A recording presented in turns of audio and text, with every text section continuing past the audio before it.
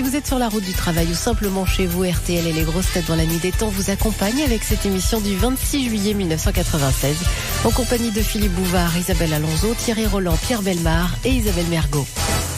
Bon, une question un peu plus féminine et donc pacifique de Monsieur Félix de Poitiers. Comment appelle-t-on une bourse portée à la ceinture? Testicule. Une escarcelle.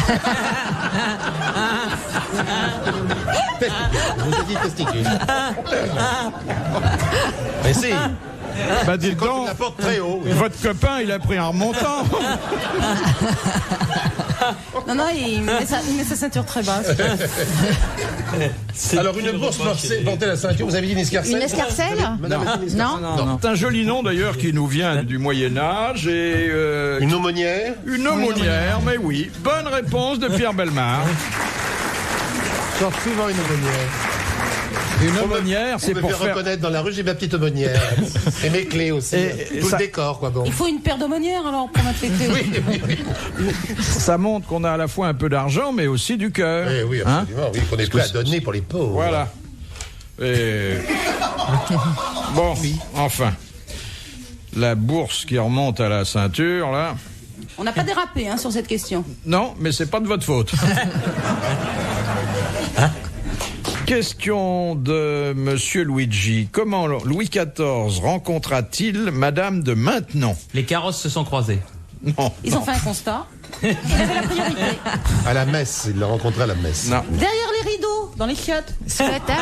Oui, c'est là qu'ils allaient. Il n'y a que ça qui m'intéressait quand j'avais visité le château. Alors, il y avait eu avant Madame de Maintenon une autre favorite qui s'appelait Madame de Montespan. Oui. Et Elle était la nourrice des En enfants. fait, il a dû la rencontrer grâce à la première, grâce à Madame de Montespan. Dans son lit. Bon, Mais comment? eh bien, Est-ce qu'elle était dame d'honneur?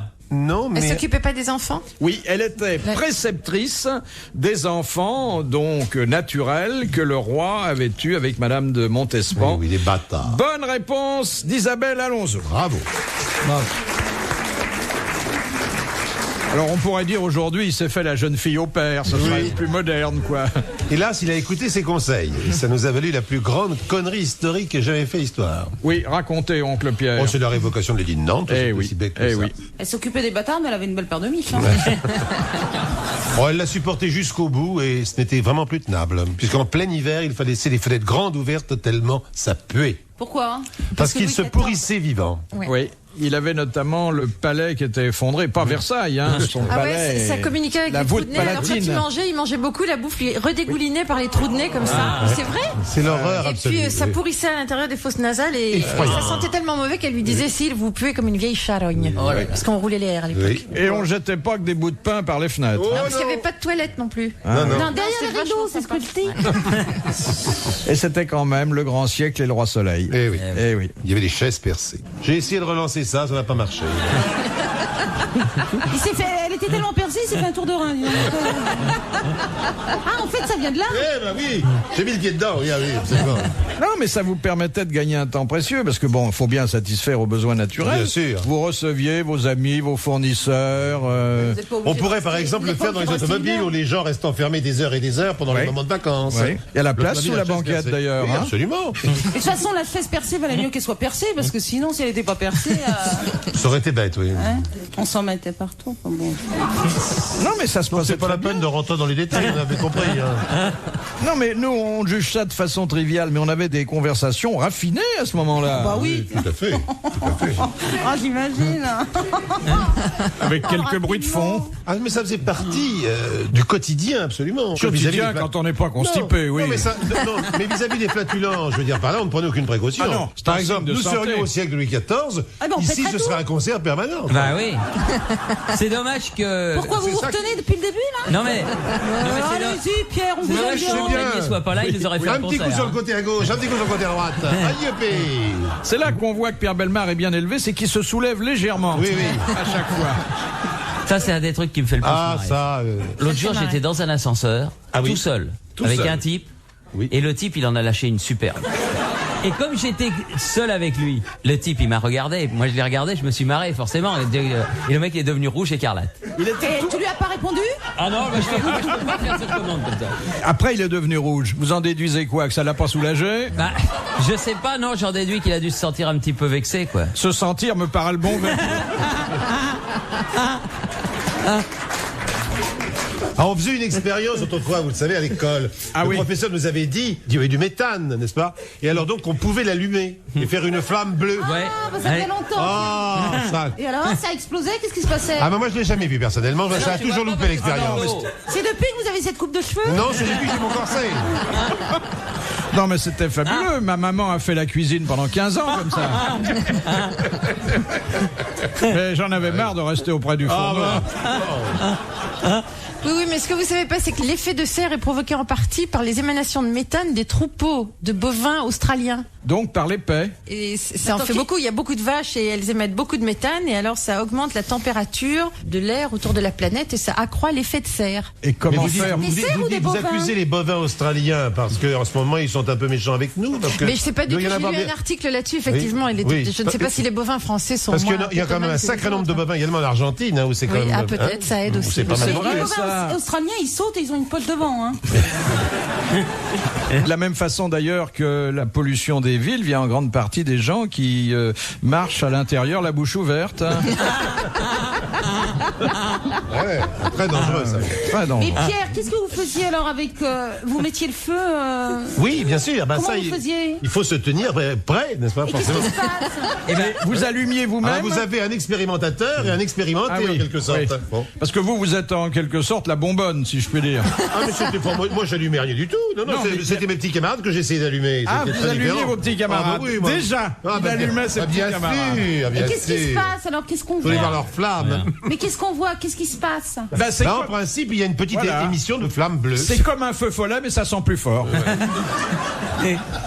À l'armée, on s'éclairait comme ça dans les chambres. RTL, 4h, 4h30, dans la nuit des temps des grosses têtes de Philippe Bouvard. Question de Madame Caron. Dans quel sport? Vous êtes prêt, Thierry? Ben écoutez, oui, si Le c'est pas foot. Enfin, une voir la question. Dans quel sport les participants s'adressent-ils aux spectateurs en leur disant « Messieurs, je vous salue » Escrime. Non, concours hippique, le cheval. Non. Et La c'est boxe tout- Bon, oui, c'est ça. Avant de... Pas comme ça, sinon ça me coupe tout. Hein. Oh, non, pardon, Isabelle. Messieurs, je vous salue. Oui, et puis il tombe dans le coma. Il n'y a donc que des messieurs, il n'y a pas des dames. Si, peut y avoir Non, des mais dames, c'est je pas crois. Mais ils les oublient aussi. Là. Non, mais Oui, le messieurs est pour pas un changer. vocatif qui s'adresse C'est un à tous sport les de combat sexes. Pas exactement, mais c'est une formule qui n'a pas varié depuis le XVIIIe siècle Le et polo qui ne va pas sans une certaine chevalerie. Le polo? Non, c'est la pelote basque. Et c'est vraiment un sport très ancien. Le disque? Le lancer des disques? Non. C'est l'athlétisme alors. Non, ça ne fait pas partie des disciplines olympiques, c'est La dommage. pétanque? La pétanque. Messieurs, je vous salue. Les boules lyonnaises. Non, c'est pas Avant de ça. lancer le cochonnet. Alors, Messieurs, je vous salue. c'était un sport essentiellement français, Non, mais là... international, ça se joue toujours. Dans lequel les Français se sont souvent illustrés. Illustré, ouais. Ça se joue toujours, Polo. Réponds, Polo, ça se joue toujours. Mais oui, Pierrot, Il faut un ustensile pour le faire, ce sport? un ustensile. Il te demande s'il faut un ustensile, tu réponds, mais c'est tout, quoi. Allez, vas-y, Non, Polo. il faut... Oui, on le fait pas à main nue si c'est Ah, ça ça se fait que pas vous à main voulez nue. savoir. Ah, Mais on est dans quelque chose. il y a une raquette. Non, Il y a Le tir pas à de l'arc? raquette. Le tir à l'arc? c'est le tir à l'arc. Bravo. Bonne réponse d'Isabelle Mergo.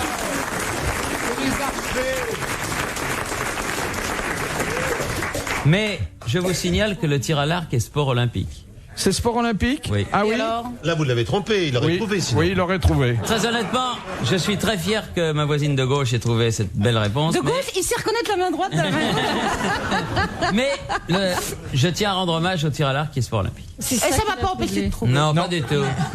Pas du tout. mérite. Non, ça m'a pas troublé. Question de Madame Courroyer de Dieppe. De qui sa femme disait « Il aime faire l'amour comme un pompier aux prises avec un incendie ». Je comprends pas pourquoi. Il lui envoyait de la flotte. Non, il faisait pas ça sur une grande échelle un non homme plus. politique Oui, Un ministre. Français un Français. Un Français Mort ministre pendant l'acte. Non, pas pendant la... Ministre Non, quoi, bah, il a eu Mort dans un un incendie destin fabuleux. Ah, Il est destin. mort il y a longtemps? Oui, Clémenceau non, Je pensais à autre chose. Non, mais un personnage de cette époque non, Ah, pas du tout. Napoléon? avant. Napoléon. Encore une bonne réponse de Thierry Roland.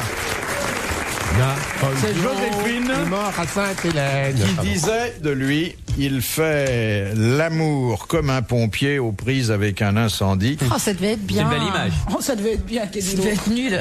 Non, il faut voir surtout le manque de matériel qu'avaient les pompiers à cette époque-là, mes enfants. Oui, ils avaient des petits sous, ils n'avaient pas des grandes lances. Hein. C'était pas simple, hein. Fallait faire la chaîne et tout, hein. Elle devait avoir le feu quelque part pour parler comme ça. Elle l'avait d'ailleurs, elle l'avait. Hein. Oh ouais, Joséphine, il paraît que... Fallait pas lui en promettre. Hein. Oh là. Mais toute la famille de l'empereur était très portée. Les sœurs de Bah, c'était l'empereur toutes les étaient sœurs. nymphomanes. Ouais, bien sûr. Toutes les sœurs. Toutes. Il y en a une qui allait soigner sa frigidité dans les villes de garnison. C'est Et pour ça dire. marche? Ah oui. Question de Madame Sévère. Ça va être Pour un quelle bordel. raison le requin a-t-il deux cerveaux? L'Inde rechange, donc. Oui, mais pourquoi? Parce que la nature, elle fait pas ça au hasard. Hein. Non. C'est pour s'il a un accident à l'un, que l'autre continue à fonctionner. Il y a un peu Quel de ça, rêve, mais hein, Thierry. j'aimerais que vous alliez Il plus faut... loin. Enfin, faut déjà en avoir un. Hein. Oh, nous n'utilisons que la moitié d'une autre, hein. Oh, même le dixième. Oh, tu en connais un? Non, non, mais on connaît à peu près à quoi sert la moitié, mais l'autre moitié, on sait pas encore. Alors, le requin, c'est parce que quand il a des périodes de sommeil, pour rester éveillé quand même. Exactement, il a besoin de nager continuellement, donc il y a un cerveau qui fait la sieste et l'autre qui reste en action. Bonne réponse d'Isabelle Alonso.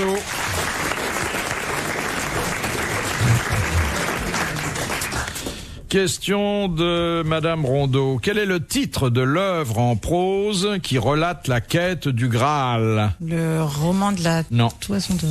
Et en ce moment, c'est tout à fait d'actualité. Il y a un film, un grand film qui Le nom de la est rose? non, qui est consacré à cette belle histoire.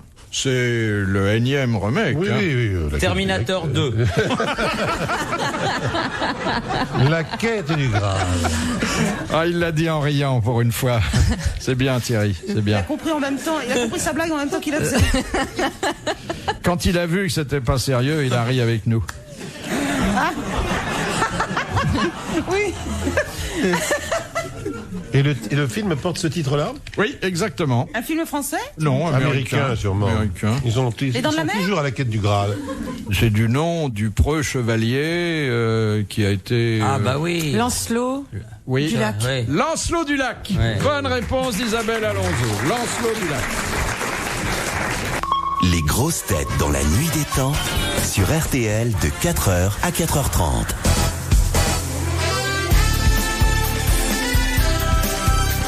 Elles vous attendent, les grosses têtes dans la nuit des temps du 26 juillet 1996. Autour de Philippe Bouvard, Isabelle Alonso, Thierry Roland, Pierre Bellemare et Isabelle Mergo. Question de Madame Varin. Sous Louis XV, qu'appelait-on les poissonnades? Des empoisonneuses? Non. Ce qu'on mangeait le vendredi. Non. Ça venait de la marquise Poisson, non? Alors, qui était Une empoisonneuse? Pompadour. la Pompadour? La Pompadour. Les Exactement. poissonnades, c'était les réunions qu'organisait la... Non. Ah, les réunions Tupperware qu'elle faisait? Non, c'était les dames qui Non. pétaient plus haut que leur derrière. Non, c'est- pas du tout. Qui pas du déprise par tout. derrière? C'était des...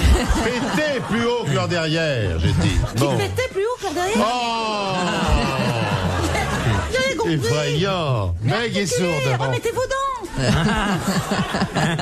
Alors, J'ai eu peur. effectivement, il s'agissait de la marquise de Pompadour qui était née Jeanne-Antoinette Poisson, oui. Poisson. Oui. Bon. Elle donnait des Les fêtes. poissonnades, c'était ce qu'elle organisait, elle? Non, Non. pas du tout. Et d'ailleurs, C'était des gens qui voulaient imiter la Pompadour. non, et ça ne la ravissait pas.